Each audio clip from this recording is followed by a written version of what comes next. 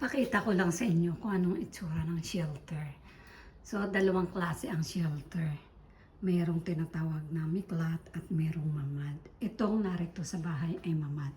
Kapag kasi nasa loob ng bahay at pwede ito o isa itong kwarto o silid tulugan, mamad ang tawag.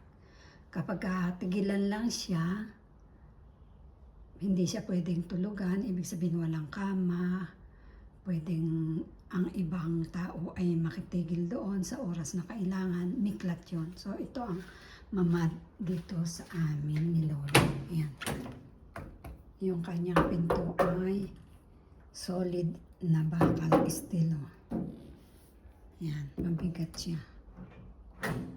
Tapos wala siya. Itong mga dingding nito, pader ay doble ang kapal. Tapos yung bintana niya ay kahit buksan itong glass na bintana, iyon ay makapal na steel din.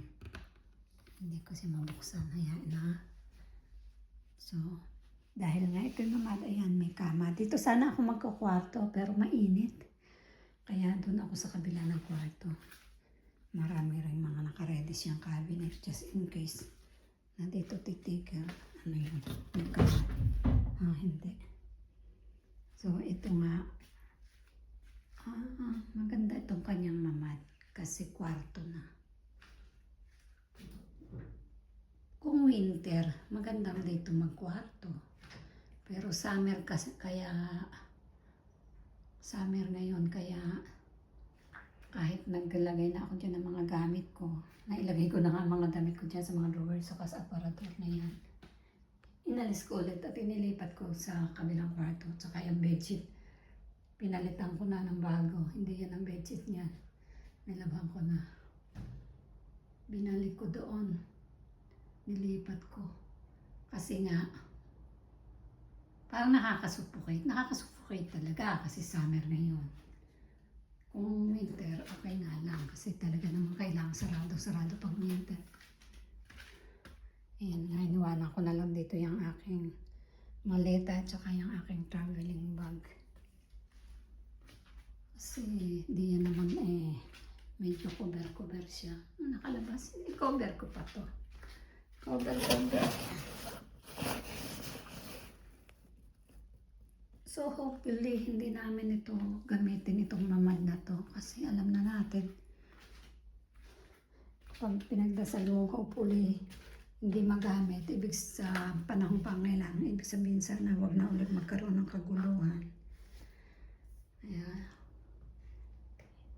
Yan lang, pinilex ko lang sa inyo ang pati ito solid na aray.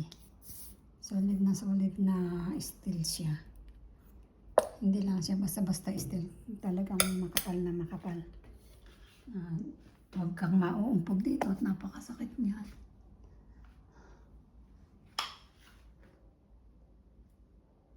Ano kaya yung bakit meron pa siya doon? Ano kaya ang ibig sabihin noon?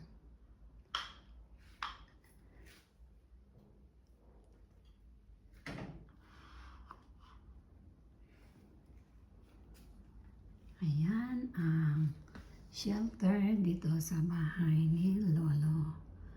Bye-bye. Ito ang inyong si Mami Wing. Nagsasabing maraming salamat at bawal magkasakit.